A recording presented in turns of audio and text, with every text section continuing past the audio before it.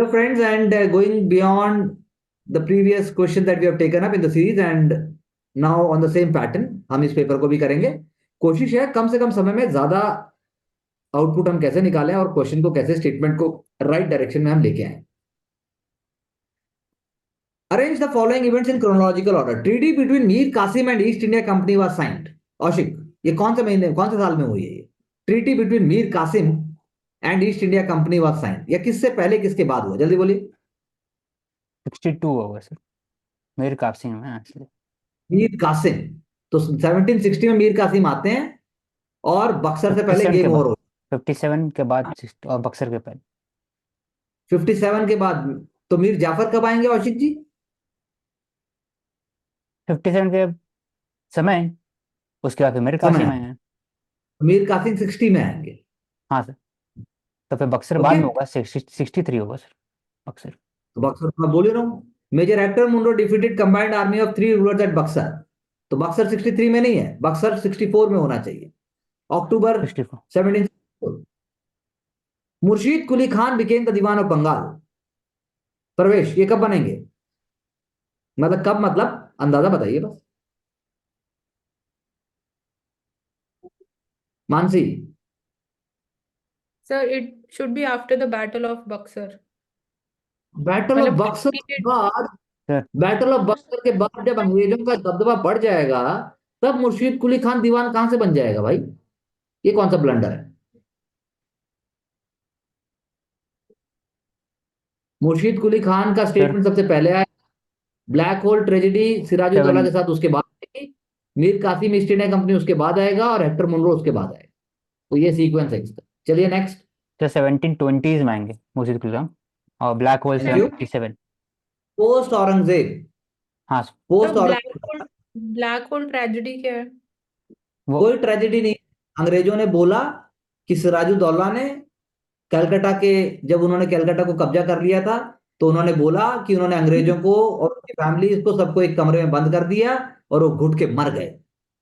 तो British press और media ने उसको अत्याचारी रूलर और एक, कहना चाहिए, immature and hot tempered ruler के रूप में दिखाने के लिए एक नैरेटिव चलाया और उस इवेंट को ब्लैक होल ट्रेजेडी कहा गया। अगर उस हिसाब से देखोगे आप, तो हिंदुस्तान को तो पूरे को ही ब्लैक होल बना दिया था अंग्रेजों ने। तो black hole tragedy is a British narrative और an event by which they claim कि नवाब सिराजुद्दौला ने जब कलकत्ता को कब्जा किया, इंग्लिश फैक्ट्री पे अटैक किया 1756 में, तब ये होता है। तो ये कोई हमारे, हम इसको नहीं मानते। मतलब होगा, कुछ लोग मरे होंगे नो डाउट, लेकिन ऐसा कुछ नहीं है। कौशिक कुछ कहना चाहते हैं? No sir.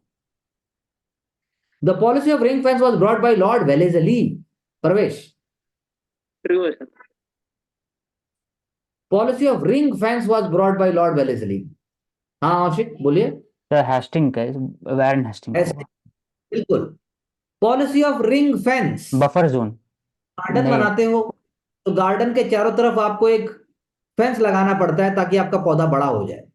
तो बंगाल के तरफ जब अवध फेंस बनेगा, तब आप कह सकते हो कि ये काम तो रॉबर्ट क्लाइव के समय से थोड़ा शुरू होकर हेस्टिंग्स के, वारन हेस्टिंग्स के टाइम पे चलेगा।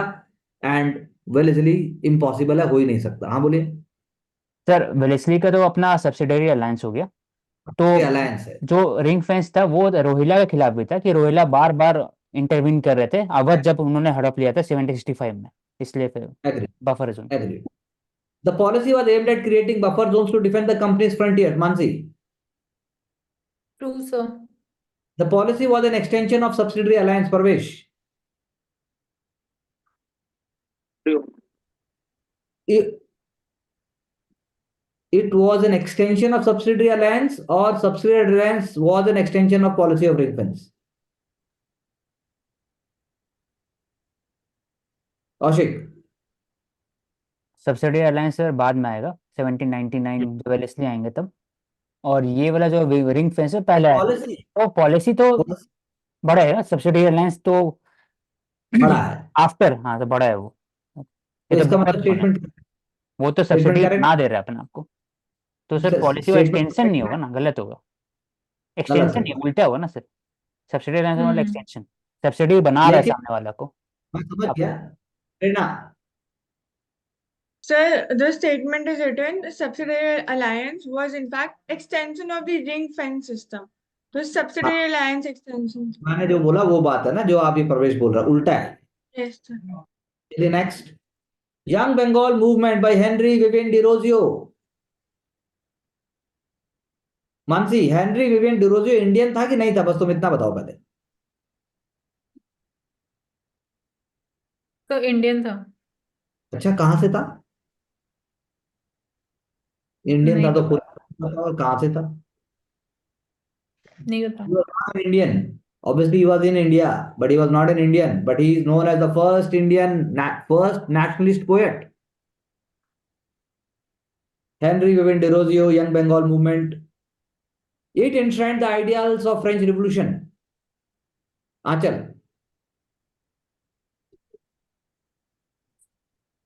सर हो सकता है।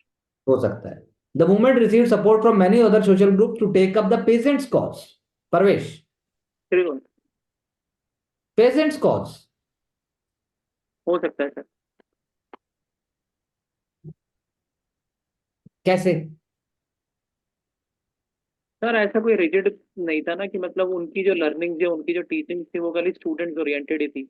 उनने कहीं ना कहीं इन्फ्लुएंस तो किया ही होगा ना पीजेंट्स को भी, भाई, पीजेंट को। जब वो यूनिवर्सिटी में पढ़ा रहा था, जब वो स्टूडेंट्स को मोटिवेट कर रहा था, जब वो मॉडर्न रेडिकल आइडियाज की बातें कर रहा था, जब वो कह रहा था कि आप नॉनवेज खा सकते हो, कोई पाप नहीं है, जब वो कह रहा था कि ड्रिंक करना बैड है लेकिन सोशल ड्रिंकिंग बैड नहीं है, तो क्या ये आइडियाज किसान समझ पाएंगे?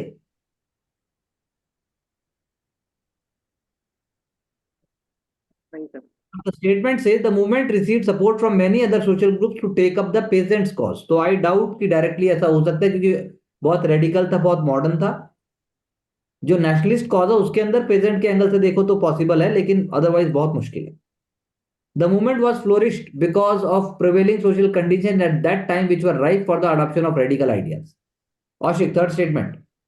रॉन्ग है सर, तभी तो सेकंड भी स्टेटमेंट रॉन्ग है, क्योंकि बाकी जो थे धर्म सभा, मानव धर्म, जो धर्म सभा जो थे उस समय, और बाकी जो ऑर्थोडॉक्स ग्रुप थे वो अगेंस्ट रहते, ये रैडिकल आइडियाज प्रमोट करते थे सोसाइटी के अंदर में, तो उस समय के हिसाब से तो नहीं था।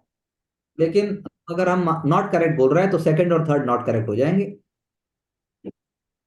प्रेरणा, Yes, sir. Second and third are not correct. करुणा, इससे ले लेना जो तुम्हें लेना है। विच ऑफ द फॉलोइंग, आ गई Karuna? She is here. Yes, I'm here. हाँ, तो यू आर हियर, तो you look into from the modern India perspective. Which of the following were effects of the political, administrative, economic unification of the country by the British from the nationalist point of view? Parvesh, you need to calm down and you need to think. You know everything, but you must mark the answers correct. The economic fate of the people of different regions got linked together. Mansi, economic field तो to होना चाहिए, true. To होना चाहिए। Leaders from different regions were brought closer together. Parvesh, true है sir. which of the following, with reference to the history of India, the direct responsibility for the administration of the country was assumed by the British Crown and company rule was abolished? Consequences of the revolt of 1857. Mansi, true sir. in the Indian states were henceforth to recognize the paramountcy of the British Crown and were to be treated as a part of a single charge. Mansi, true sir. the army amalgamation scheme moved companies, European troops to the service of the crown. Ashik,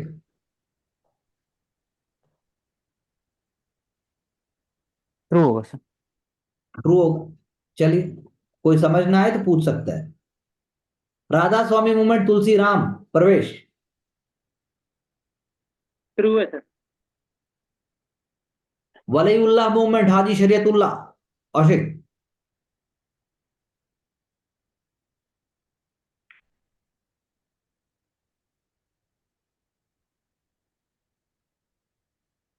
false होगा sir. सही है, मतलब Ahmadiyya false मैंने किया। हाँ, Ahmadiyya movement, Mirza Ghulam Ahmad, करुणा।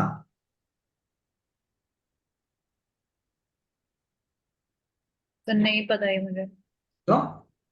Social reform तो कर रही थी तू। तो आई थिंक ट्रू ही होना चाहिए। फिर अभी तो नहीं पता था। सर गैस है। जिंदगी भी एक गैस है भाई।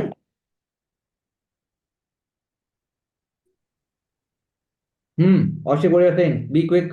सर थर्ड वाला सही है और फर्स्ट सही है। हम्म सेकंड मैंने गेस हम्म मानो कि मुझे नहीं पता था नाम, लेकिन आंसर में 1 3 है तो सी होगा इसका।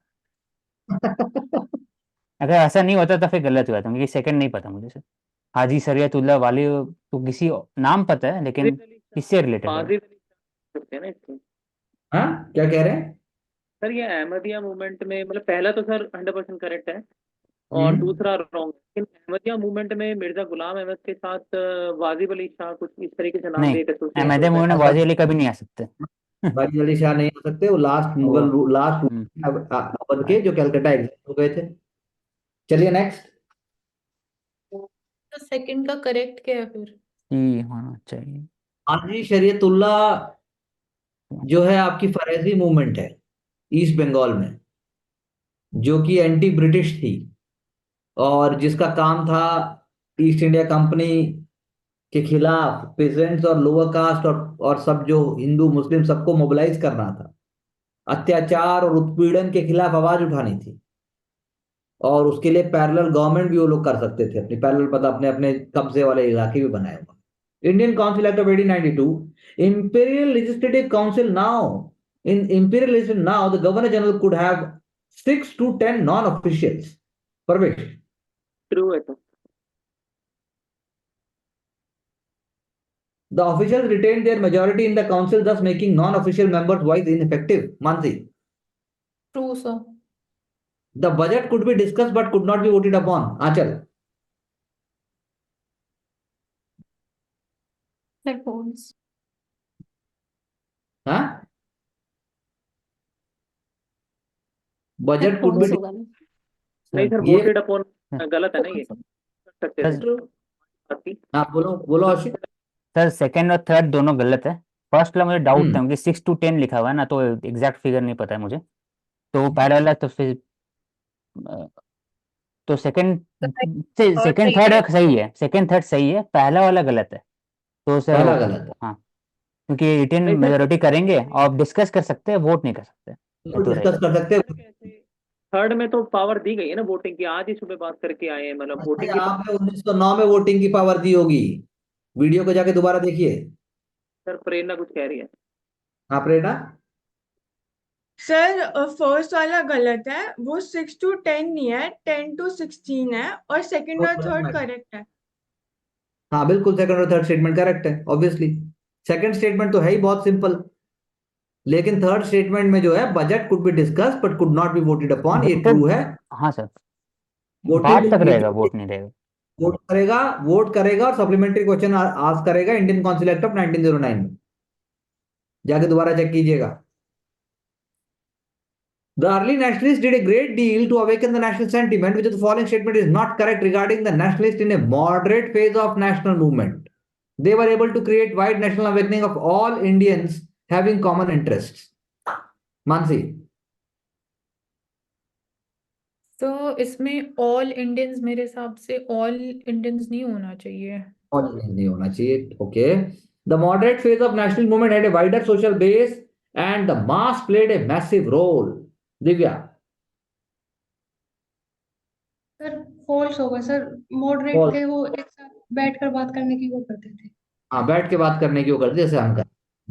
एक ही सेंटेंस फॉल्स हो सकता है ना, क्योंकि क्वेश्चन पूछ रहा है नॉट करेक्ट, तो एक हाँ ही हाँ, नॉट तो आपने पहला करेक्ट। कर दिया, मुझे सारे आगे जाने देखने दो। नॉट। क्या करें आप? सारे देख के तो देखो, सारे देख के तो दूल्हा दुल्हन चूज हो ही जाते हैं, मजा जब है जब बिना देखे चूज हो।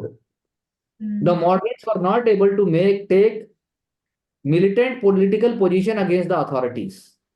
आचल। ये तो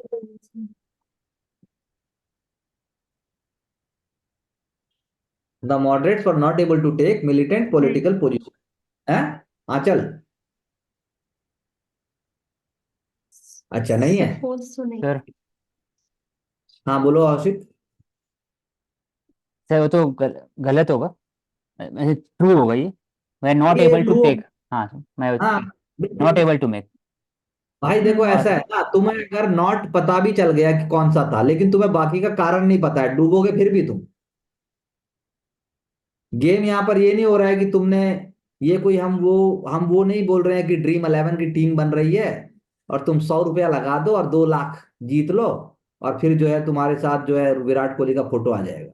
तुम्हें पता होना चाहिए स्टेटमेंट क्या क्या है। इनके नॉट और करेक्ट के बावजूद भी ये स्टेटमेंट गलत दे देंगे, कोई बड़ी बात नहीं है।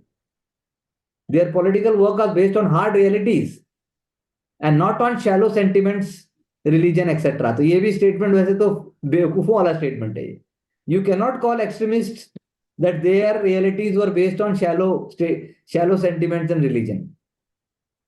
ये मतलब ठीक है, पहला स्टेटमेंट गलत, नॉट करेक्ट में आप बोलोगे तो पहला जो है नॉट करेक्ट आएगा, सर बाकी सारा मतलब सॉरी, पहला जो है करेक्ट आएगा, सेकंड जो है नॉट करेक्ट होगा। पहले में जब वो ऑल इंडियंस बोल रहा है लेकिन हाँ कॉमन इंटरेस्ट बोल रहा है, हम्म, तो कॉमन इंटरेस्ट का मतलब सारे मॉडरेट इकट्ठे हो गए, सारे पीसफुल लोग इकट्ठे कर दिए, तो उसमें क्या गलती है? ऑल इंडियंस तो आपने ठीक पकड़ा, लेकिन प्रेशर के कारण आपने ऑल इंडियंस तो पकड़ लिया, लेकिन कॉमन इंटरेस्ट आपने नहीं पकड़ा। इसीलिए ये पहला स्टेटमेंट जो है, पहला स्टेटमेंट सही है, दूसरा करेक्ट। स्टेटमेंट गलत। सेकेंड वाला स्टेटमेंट सर लिखा है masses played a massive role, ये ये वाला गलत हो गलत गया। हो गया कि मास मूवमेंट तो बाद में है, तो और दूसरा सर ये भी गलत हो वाइडर गया, social base. Wider social base भी गलत है। हाँ सर, लोएस्ट थे नेशनल समय नहीं थी वाइडर सोशल बेस। चलिए आगे। Queen Victoria assuming the title of Kaisar e Hind, lord Lytton. प्रवेश।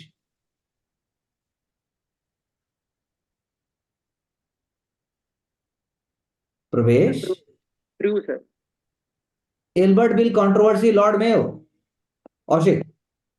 Sir Albert lord Ripon. हाँ। Setting up of Durand commission. Aushik. True sir, Durand commission Afghanistan और पाकिस्तान तो के बॉर्डर पे ड्यूरेंट थी। कमीशन हुआ था, लेकिन लॉर्ड लैंसडाउन नहीं हो सकता मेरे हिसाब से। It must be Lord Elgin two. Please check. Sir वो होंगे अफगानिस्तान से रिलेटेड, लेकिन ये अब ड्यूरेंट कमीशन बात हो रहा है कि आप अफगानिस्तान और पाकिस्तान के बीच का जो कमीशन है वो बात हो रहा है। आप जो बात कर रहे हो आप वो अफगानिस्तान फ्रंटियर का बात कर रहे हैं, इंडियन सेंट्रिक से। तो ये लॉर्ड इंडियन लैंसडाउन तो 1870s में है, ये कैसे कर देगा? नहीं, लॉर्ड लैंसडाउन। एक सेकंड। ओके, प्रेरणा। ये sir it is correct, Lord 1893 Lansdowne जो है 1888 से 1894 तक। करेक्ट, हाँ, एल्गिन से पहले है ये, एल्गिन 2 से पहले। Correct, okay. चलिए, हाँ चल, कुछ कह रहे हैं आप? सर ड्यूरेंट कमीशन का ईयर बोल रही थी 1893। हाँ, Durand commission 1893। The Charter Act of 1793, senior officers of the company were debarred from leaving India without permission. Mansi. तो फॉल्स होना चाहिए। क्यों?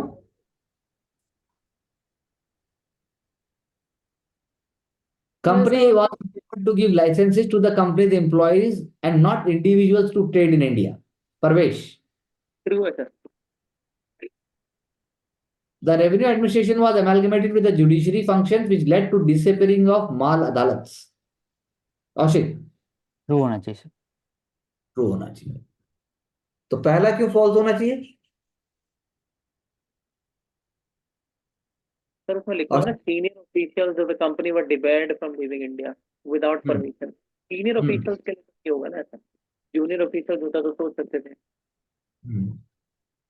देखना सर होगा sir, second and doubt. Third are not correct. Second option में कंपनी ही licence दे रही है और कंपनी तो लेकर आती थी ना ब्रिटिश से। तो वही है ना, सेकंड स्टेटमेंट रॉन्ग होना चाहिए। कंपनी के एम्प्लॉयज को सबसे मिलने लग गया, वो कंपनी है, सिर्फ कंपनी के एम्प्लॉयज को भी नहीं है। So that was a smart statement. Second statement is wrong. Sir just a second, sir second and third both are wrong. Second में दोनों को था empowered to give licenses to individuals as well as the company's employees, और third वाले में amalgamated नहीं है, वो सेपरेट कर दिया था, revenue administration separated from judiciary. Thank you. So here is the conceptual part which you all must take into account because you have already done that. Portfolio system was introduced by Lord Canning. It was a good question. Question number 10 was really good. Parvesh. True है sir. Local representation of Indians was introduced in the Indian legislature by the Charter Act of 1853. Aushik, true होगा sir. Local representation for Indians. In the Indian legislature by charter act बोला होगा, लेकिन फिर बाद में होगा ना, 61 में आएगा काउंसिल ऑफ इंडिया। मेरे हिसाब से क्योंकि सर मैं तो गलत स्टेटमेंट को रॉन्ग बोलूंगा। सर हाँ। सर इसमें बात हो रहा है local representation of Indian was introduced, लेकिन 61 में जब आता है तो उसमें ऑलरेडी कर दिया, तो सर इसलिए मैं इसको मार रहा हूँ क्योंकि इससे पहले था। Okay Prerna. Sir 1 and 2 both correct sir, C answer है सर। वेरी गुड, ठीक है। Local representation, you have to be very careful with क्या बोल रहा है वो। In India, a financial, legislative, administrative centralization of the government was envisaged by the Charter Act of 1833. Which of the following statement is not correct? The Secretary of State was given the power to superintend and control and direct all civil and military affairs of the company. Parvesh, true. कैसे true बे? हैं? True true ludo खेल रहा है क्या? Secretary of state कहां से आ गया 1833 में? हाँ सॉरी सर। कैसे नहीं आया? सेक्रेटरी ऑफ स्टेट इंग्लैंड में है नहीं। हाँ सर। फिर सेक्रेटरी ऑफ स्टेट इंग्लैंड में तो है। बोर्ड ऑफ कंट्रोल को कौन कंट्रोल करेगा?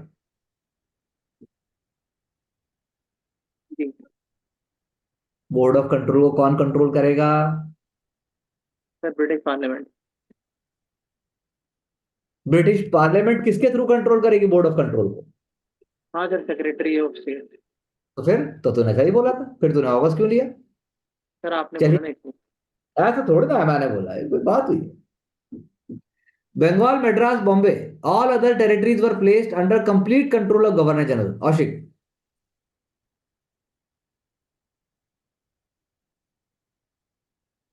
सर ट्रू रॉन्ग है होगा। सर ये। ट्रू है, कंप्लीट ट्रू है। ट्रू है, complete control. The government of Madras and Bombay were drastically deprived of their legislative powers. ये तो ट्रू है। हाँ जी। तो ट्रू होगा। All revenues were to be raised under the authority of Governor General, who would have complete control over expenditure too. प्रवेश, ये sir हो सकता है फॉल्स। नहीं सर ये ट्रू होगा सर, क्योंकि लिखा हुआ ना where under the authority of the governor general, तो ट्रू होना चाहिए।